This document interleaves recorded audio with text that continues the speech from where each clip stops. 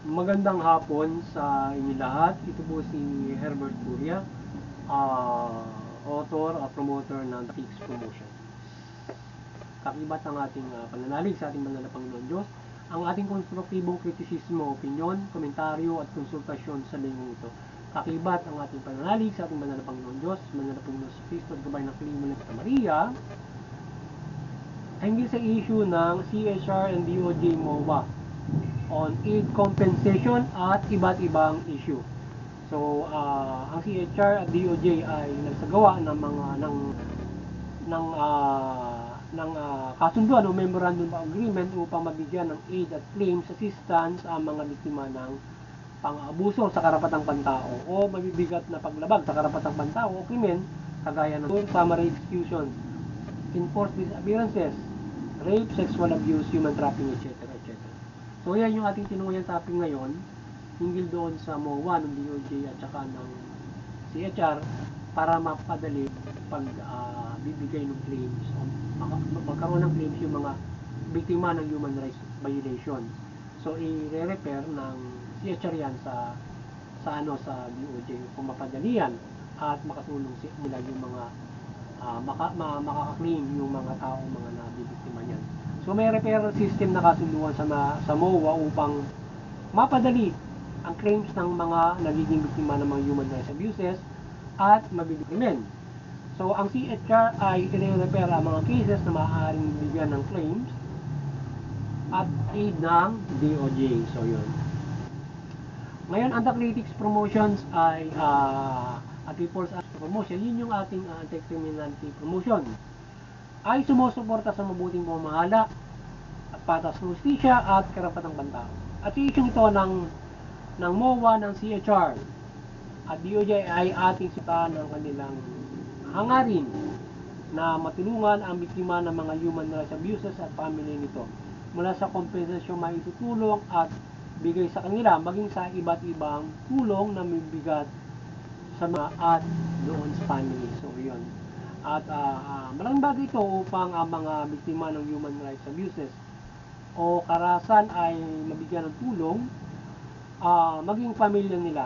So ang higit ay mapanagot ng COJ ang mga human rights ang mga salarin sa human rights abuses ng mga kriminal na nakagagawa nito sa proseso ng mga pagsasampa ng kaso at paglilitis. Dapat makatulong ng lubos ang ating CSRD upang makamit nila yung katarungan. So yun yung maganda ron na aside from na syempre makaklaim sila nung mga biktima ng karapatang pantao, ang pag-abuso sa karapatang pantao, eh mapanagot nila yung mga kriminal. So o matulungan nila yung mga halimbawa yung mga naabuso, nagawa ng krimen na kanilang maisampa yung reklamo at mapanagot yung matulungan sa ng reklamo at mapanagot yung mga kriminal o yung mga nangabuso, yung mga salarin para mabigyan ng hustisya. So yun ang mabigat doon kasi pag minsan hindi na action na maayos yung mga ng mga naabuso ng karapatan. Sana yung ating DOJ at human rights ay maging fair sa pag-aksyon ng kanilang mga reklamo at nabibigyan ng hustisya na lalabag ang karapatang tao at maging doon sa lalabag ang karapatang tao, maging doon sa pagbibigat ng krimen. So halimbawa, kung mabigat ang krimen, halimbawa, maaaring i-repair ng ating aside doon sa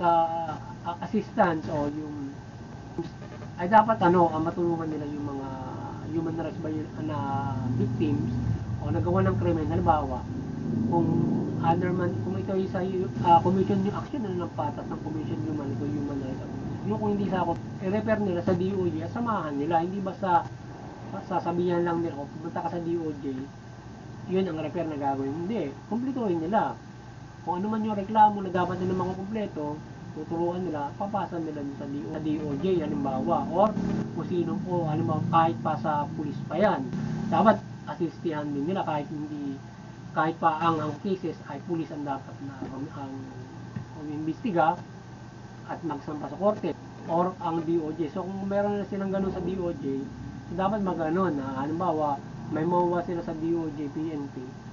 Kung halimbawa lumapit sa CHR, so kailan i-refer to, so kung magkita na mahusay na referral, hindi yung basta i-refer mo lang, para dapat kasi matulungan nila yung kaya lalapit sa kanila yan, maaaring yan ay naabuso ang maaaring mabigat yung ginagawa sa kanila o maaaring mayroong kaya dapat ma-action na nila lalo na kung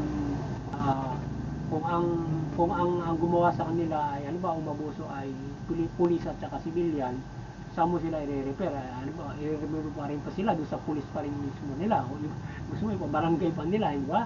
So dapat i-refer mo sila doon sa DOJ kung ang gumawa ng pang-abuso pulis, di ba doon sa isang lugar nila ay nabuso ng pulis, ang anong gagawin referral ng CHR?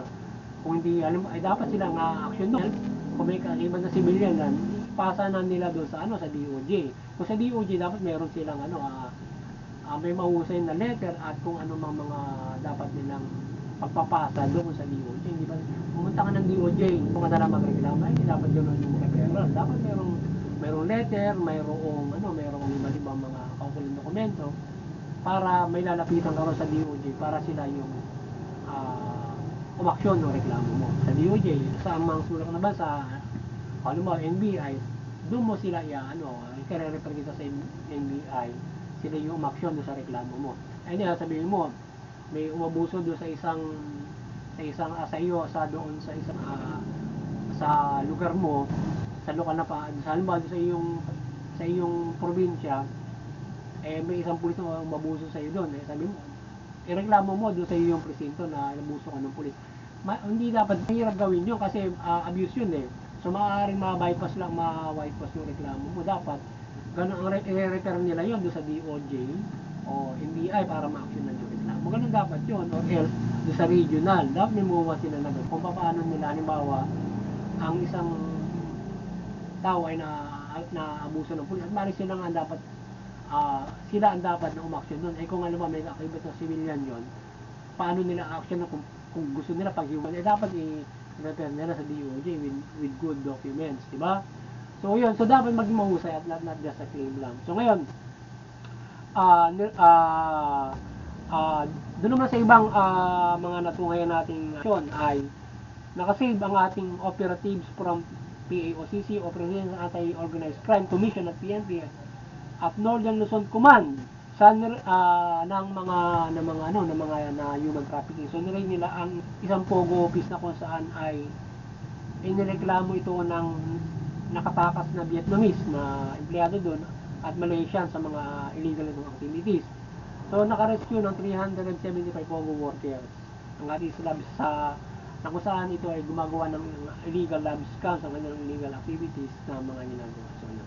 So Senator Padilla naman ay nagpasa ng Senate Bill 2602 o panukalang batas na nagbabawa maipost ang mga gambling related contents ng sinuman sa social media.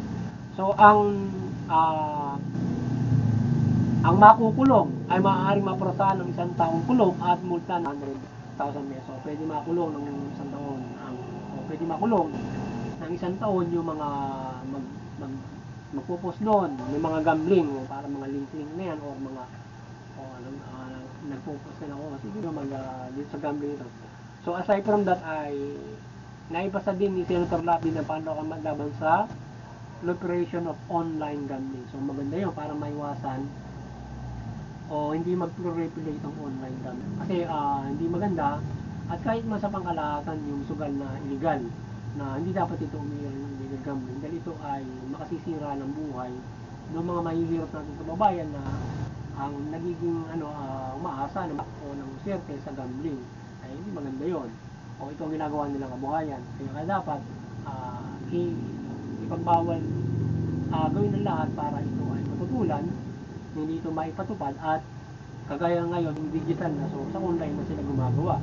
Kaya dapat mapula through law at iba't ibang mga hakbangin ng ating pamahalaan, lalo na sa cyber natin na ma-implement yan na mahuli yung mga nagagaganyan sa online. At ang mahalaga nito ay Siyempre, walang korupsyon kasi baka mangyayari, maraming nagaganyan. Pag binayaran sila, mababaliwala na o papatuloy. So, yun ang problema yun doon. So, sana yan, kagaya ng gawa ng pag-raid ng Pogo workers, yung mga illegal gambling na ano nila, naakulan na raid nila para hindi ito nag-proliferate in digital or in pangkaraniwan na simpleng gambling. Kasi hindi naman talaga maganda yan para makahikayat o maka-influence sa mga tao para magsugal. Kasi doon nila kukunin yung ano nila hindi ba sa libang. Kasi yung libang sa pagkagumon sa sugal na naubos yung kabuhayan, inilalaan sa pamilya, maging allowance ng mga estudyante, mga ganun mga bagay. So, yan ang magiging problema. Mauwi ka sa hindi maganda ang isang pamilya, ang isang tao, kung magumon sa sugal. Marami na nakukulong sa sugal sa pamamagitan noong paggawa nila ng hindi magandang activities para makapagsugal.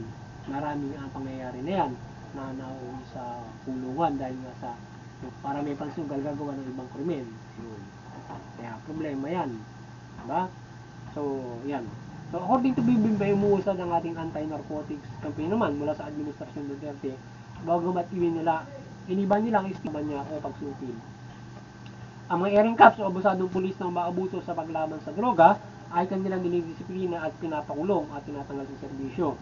So, marami ang nahuli at naipakulong sa mga drug suspect o drug cases. So, yun. So, iniba ng ating dito sa issue naman ng drug campaign ng ating Administrasyon Marcos, iniba nila yung estilo. So, kanilang sinupil yung mga kapulisan na umaabuso sa tungkulin sa pagkalaban sa droga at kanilang tinatanggal, pinapakulong yung mga umabuso sa tungkulin in fight against drugs. Nakapagpahuli din sila na maraming mga drug suspect in drug abuse o pag-involve sa droga yun. So yun. Kaya ito yung ating magiging matagumpay ang pagkalaban sa droga na yan ng ating pamahalaan kung yan ay gagawin sa isang mahusay na plain kung paano ipag-iba yun siya lang. Kaya dapat hindi tayo magiging parang mas yun lang ang pagtutuunan kaya ng ginawa ni Pangulong Duterte doon lang siya nakapokus sa gambling at saka anti insurgency. So halos dito bilog yung kanyang pamamahala in peace and order. Dapat paigtingin nyo lahat yung ating PNP sa lahat nitong aspeto kung kung ito man ay mayroong division, anti-narcotics, kagaya ng anti-narcotics, PDEA, anti-carnapping, anti-kidnapping, theft, anti-homicide, mga ganon. So dapat may kanya-kanya na ito'y magmumong sa bawa, hindi special lang sa isa. Kinakailangan, ang bawat tayo siya, may pagpapaigting na kanilang ginagawa at kung maaari magbigay sila ng incentive para sa mga Asian nakagagawa na mas mahusay na pagsupil o pagpapairal ng peace and order to their point, mas maganda yung gagawin ng ating gobyerno para may premyo para pag mahusay yung ating bawat hindi sa isa na kasi pag gagawin mo parang nagiging panakit mo lang yung anti-drug doon sa ibang mga kriminalidad na halimbawa pang-abuso ng pulis, halimbawa isang pulis umaabuso sila doon sa kanilang tungkulin, gagawin mo ay yung babawi mo sa anti-drugs, halimbawa na pag-ibayo ka na para mapagtakpan mo yung ibang pang-abuso. Hindi dapat gano'n. Kaya dapat yung naging mabuting hakbangin kapag umabuso ang isang pulis sa tungkulin, dapat supilin ng ating internal affairs, diba? O ng IMEG. So dapat ganun parehas, maging mabagsig din yung IMEG para laban sa mga abusado. So dapat ganun at hindi yung gagawin, halimbawa ikaw ay sa pangkarana, nakapang-abuso ko ng ganito sa isa. Tapos ang gagawin nila, pagtatakma mo sa drugs, anti-drugs or anti-insurgency. Hindi magiging tagumpay yun kung gagawin mo pa nakikbutas lang yun. Para ano, mag-iibayo ko na pero mapagtakbong ka mo sa duman. Hindi yun. Kasi you cannot, hindi mo mako-cover up ang mawawatas yung pang-aabuso para lamang sa ibang pag-ibayo ng ibang kriminalidad, pag-subi ng ibang krimen. hindi ka rin magiging matagumpay, maging abuso ka rin doon sa paglaban mo, doon sa sinasabi mo, ano ba, anti-drugs or anti-insurgency, kasi nga, ginawa mo pa nakikbutas lang yun, doon sa pang-aabuso mo, sa isang kaabusaduha mo. Hindi magiging ganun ng, hindi magiging matagumpay ang PNP kung ganun sila hakbang. So, dapat, there is a matuwid na enforcement para sa lahat at hindi mo makikbutas yung isang pagsupil. Halimbawa ganun. Sa pagkakamali ng isang dapat, kapag nagkamali, disiplinahin, ikukulong o tatanggalin, lalapatan ng batas. At hindi, mapagtatakpan magitan ng siya ay susupil ng isang halimbawa, pagtatakpan niya, siya magaling ngayong sumupil ng drugs, maganon, o anti-insurgency, di ba? Ano nangyari yan? Ano nangyari? Yun, puro salvaging doon sa anti-drugs, anti-illegal gambling, anti-terrorism o yung anti-rentaging, o anti-insurgency. Ano na nangyari? Hindi nagiging matagumpay, puro ang abuso rin ang kinalabasan ng mga kampanya. Kasi nga, hindi siya nagmula doon sa mabuting pamumulig. Kasi ginawa mo pa nakikbutas lang, halimbawa kung ganun. Kasi kapag ginawa mong ganun yan, ba yan? So muli, ang kaliwanagan ni Manuel Santa Maria ay gumabay sa ating lahat mula pamahalaan at mga Pilipino. At talimain ng mabuting balita at ang pamahalaan ay mamahala ng mabuti at ang mga men ay sumunod sa pamahalaan. Sa gayon, makapumuhay tayo ng mapayapa at ayon ang ating karapatan at maunlad na pamumuhay sa gitna ng taong liko-liko ang pamumuhay. So yun, at muli maliwanagan nga ng ating banal na Panginoon Diyos, Panginoon sa Kristo, banal na Santa Maria, pamahalaan mamamayan, yung paano mamahala ng mabuti, matubig at hindi karapatan ng tao. Yung mamay sumunod sa pamahalaan. Sa gayon, magkakaroon tayo ng kapayapaan at mas mapapadali natin ang pag-unlad kung mayroong kapayapaan. So yun, maganda nga po sa inyo lahat at tayo patuloy pong palain ng Panginoon Diyos, Panginoon sa Kristo, at banal na Santa Maria, ng kaunlaran, pagpapala at maganda nga po sa inyo lahat.